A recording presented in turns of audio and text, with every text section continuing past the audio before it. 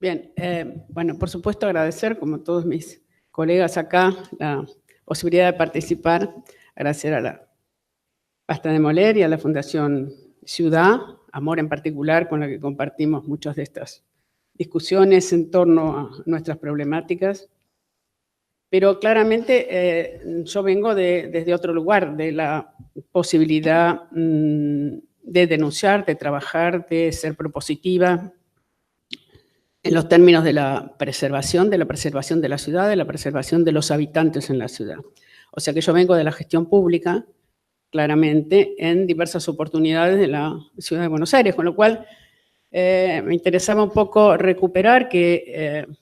no todo está puesto en la normativa, que han existido y existen a lo largo de la historia otros procesos y otros instrumentos, y existen instrumentos para que la gestión urbanística no solo dependa de la iniciativa privada,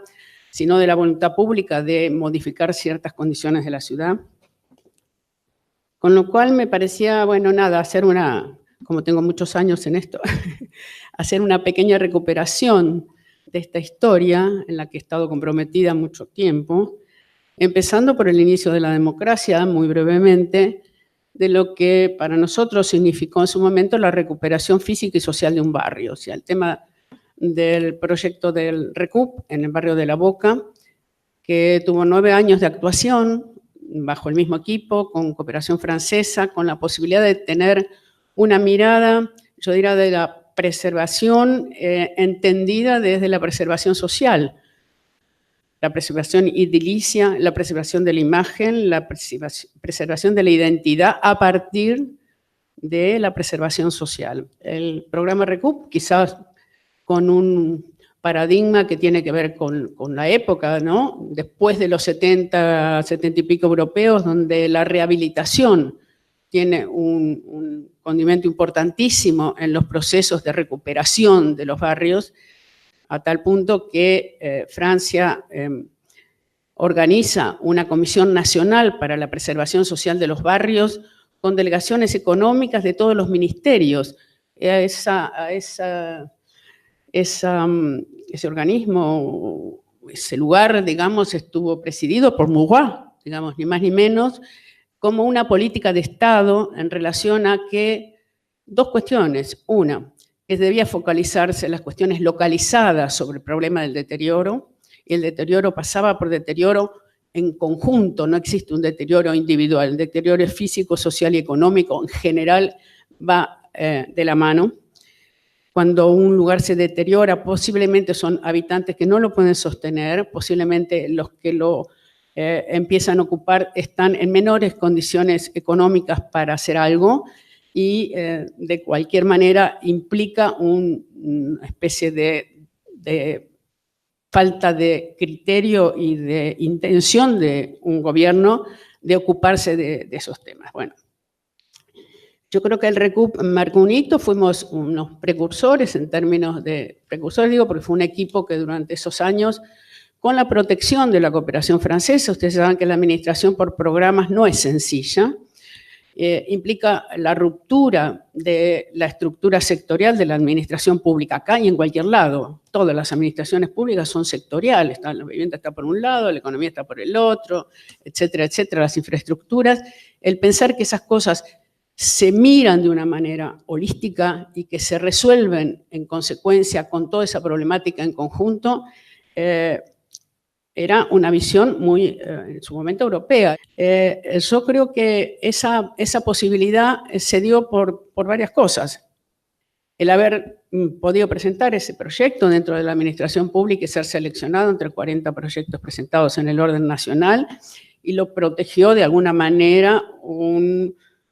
proyecto bilateral, o sea, estábamos un poco con ese paraguas. Y el otro, el haber tomado conciencia también la administración pública, en aquel momento municipal,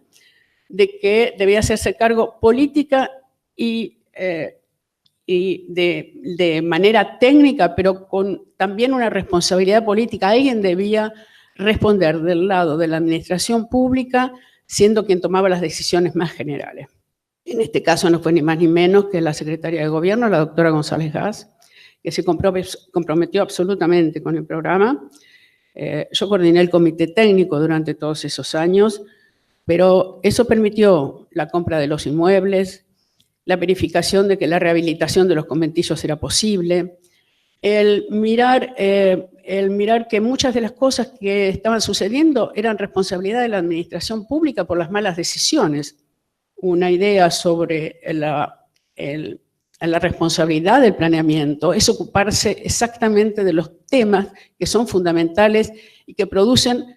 los mayores problemas no solo a los habitantes del lugar, sino al conjunto de los habitantes de la ciudad. O sea que tenía dos objetivos claros, una recuperación urbana global con la posibilidad de la recuperación o el mejoramiento y el desarrollo de los habitantes del lugar. Muchas cosas, hoy podemos hacer un balance, algunas se consiguieron, otras no. Organización social existió, algunos inmuebles se rehabilitaron, el control de inundaciones se realizó, la normativa se cambió, y yo digo que fue realmente con una participación enorme por parte de los habitantes, los unos y los otros. Y voy a hacer como un salpiconcito de actitudes proactivas cuando se trata de la defensa del patrimonio. Y voy a pasar a la ley de recuperación, ya que después vamos a hablar del código un poquito. La ley de recuperación de los edificios existentes, que fue pensada en una fecha y fue aprobada 7 años después, realmente estuvo pensada entre el 2003 y el 2004, más o menos, cuando íbamos en una especie de gran envión de cumplimientos de los ejes estratégicos y las propuestas del plan urbano ambiental. Acá voy a hacer una salvedad porque, bueno, hemos coexistido en la organización, en el trabajo del plan en los primeros años y realmente creo que fue un desarrollo buenísimo, fantástico, recuperó muchísimas cosas de las cuales se habían perdido dentro del proceso de la planificación de la ciudad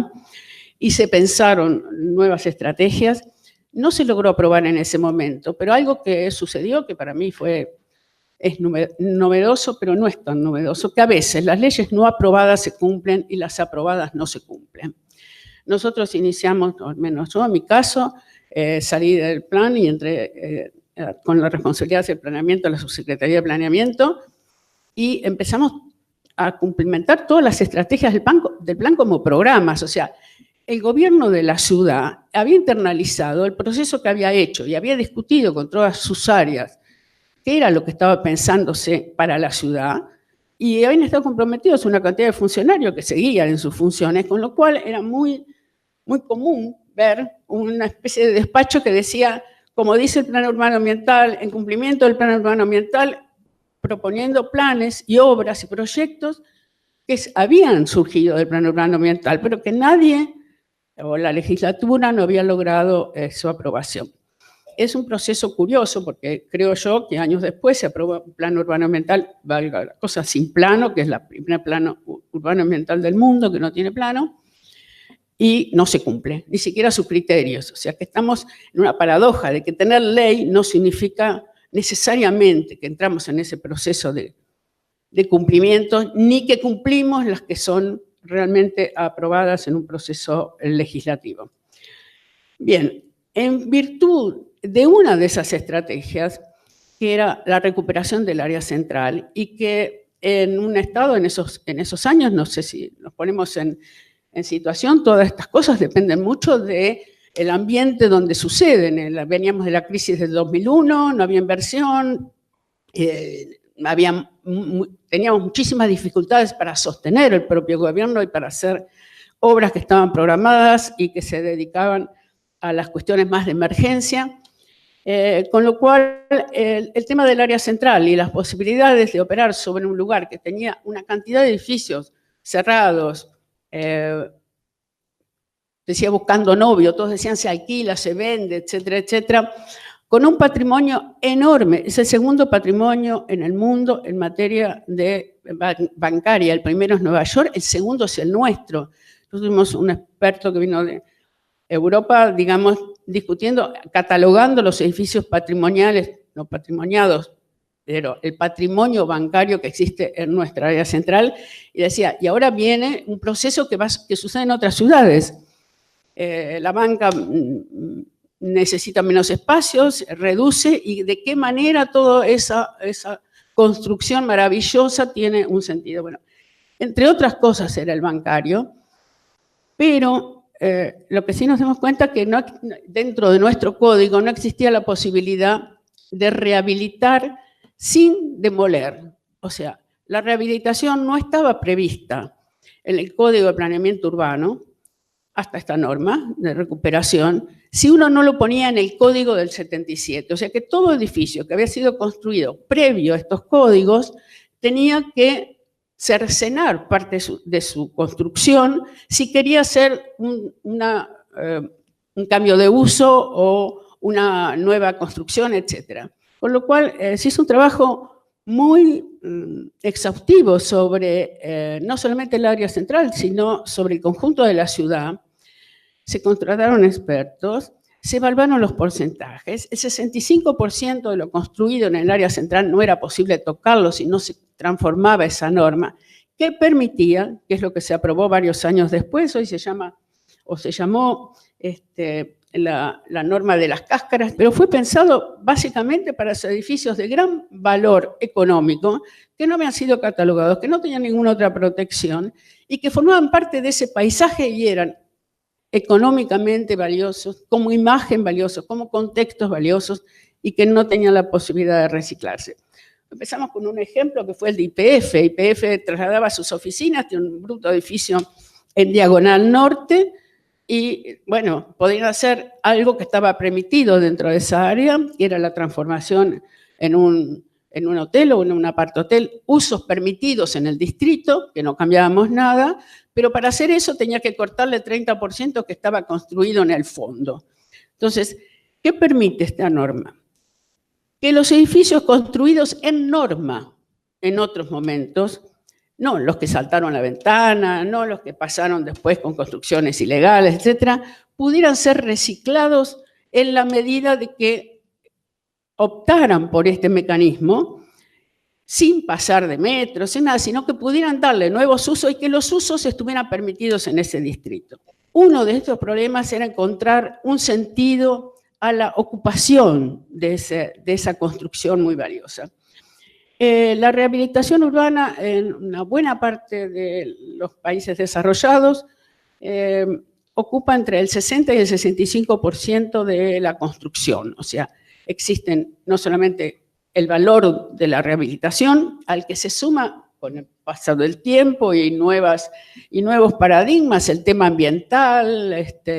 la no destrucción, la búsqueda de identidad, la imagen, todo eso lo podemos sumar, pero tiene que haber también una posibilidad técnica de transformar esa construcción en posible y deseable.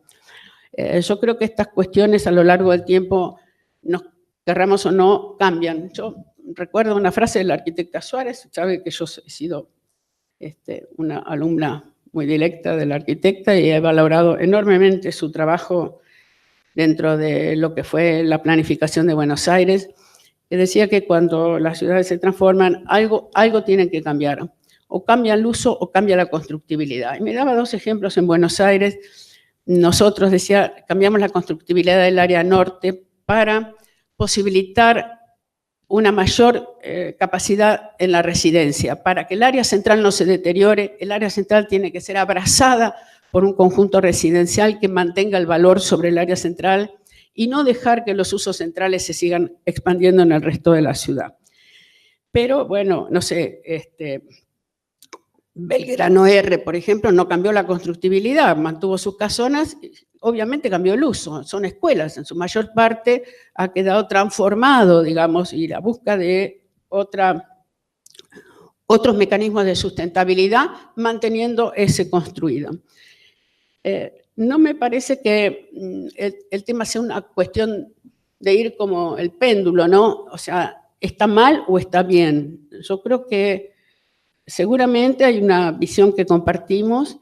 que es el valor de la ciudad para todos los habitantes. Voy a decir algunas cosas del Código Urbanístico, pese a que dije no me toca. Como sí me tocó, digamos, sí estuve a cargo de la visión o el análisis y el diagnóstico que se ha hecho de este proyecto, que creo que, por lo menos en algunas de las cuestiones de las que se habló hoy, es muy importante señalar, son muchísimas, desde no tener proyecto previo, o por lo menos no proyecto explícito y discutido, no existió nunca la discusión sobre el modelo territorial, esa imagen objetivo que obliga la ley. Nunca revisó, que es obligatorio cada 5 años, las tareas, los trabajos que se hicieron en el 2000, cuando estaba Manuel ahí en el Plan Urbano Ambiental, o sea, no hubo revisiones de ese material, de los objetivos y de esas propuestas. Pero además, si partió con, partió con un déficit notable. El primero, no tener una visión metropolitana, o sea, como nos hablamos de las centralidades, de los objetos, etcétera, sin tener ninguna consideración en que esta ciudad funciona con los 14 millones, por muchos motivos. El segundo, el de haber dejado una proporción, que lo hemos marcado, que es casi el 50% de la ciudad sin analizar. O sea, el espacio público quedó afuera, los APH quedaron afuera, los U quedaron afuera, los AE quedaron afuera, de una revisión que era obligatoria por este tema. Digamos que no se puede pensar en una ciudad de a pedacitos, o sea, miró el construido o dispuso sobre o analizó el construido, el parcelario privado, sin ninguna de estas consideraciones, lo que deja una clara visión manca de conceptos sobre el conjunto de la ciudad. O sea, tiene muchísimas otras cuestiones objetables y creo que ha sido muy importante, y lo digo ya desde el Consejo, y que lo hemos expresado con un análisis y un trabajo muy exhaustivo. Nuestro informe fue elevado a la legislatura, al jefe de gobierno, a los secretarios y los subsecretarios. Hemos trabajado en conjunto con los otros organismos profesionales, pensando que, bueno, desde distintas miradas podía haber algunas cuestiones que se podían corregir o mejorar, o etcétera, etcétera, y bueno, y nos hemos pronunciado en conjunto, y nos pronunciamos para esta audiencia pública con un texto objetando entre 4 párrafos muy terminantes sobre la no oportunidad de la aprobación de este código. No es por oportunidad, sino por las características con las que tiene el código. Ahora, muchos de los otros temas de los que se ha hablado, yo digo, merecen alguna cosa de tamices, ¿no? Tú dijiste hoy, al principio, esto de cuántos edificios catalogados tiene Roma, cuántos tiene París, cuántos tenemos nosotros, de un catálogo abierto. Y ahí voy a oponerme a algunas de las cuestiones. Yo creo que el haber aprobado la ley y después prorrogado la ley sobre los edificios construidos antes del 41, que pudo haber sido oportuna en su momento para revisar la catalogación, ha sido sumamente perjudicial en la discrecionalidad que ha permitido que el gobierno, sin terminar la catalogación, sin fijar que sí y que no, deje congeladas una cantidad de propiedades que a veces afectan un pequeño taller de, no sé, de autos, y que el señor en cuestión, para venderlo, el que lo compra no sabe qué puede hacer, y para saber qué puede hacer tiene que presentar un proyecto, o sea, que hace inviable un proceso comercial. Hay cuestiones de estas que pasan por mirar entre las buenas intenciones y la capacidad de ser proactivos constructivamente en algunos de estos aspectos. Yo creo que todo este tema de la catalogación hoy, y va a seguir si se aprueba este código, permite un grado de discrecionalidad como el de la ley de recuperación, que la ley es muy buena, se aprobó 7 años después, pero es muy discrecional. Nada, me parece que hoy se ha dicho mucho con respecto a este tema, y seguramente tenemos algunas diferencias con la voluntad, creo yo, de todos, de pensar en una ciudad mejor para todos nosotros. Gracias.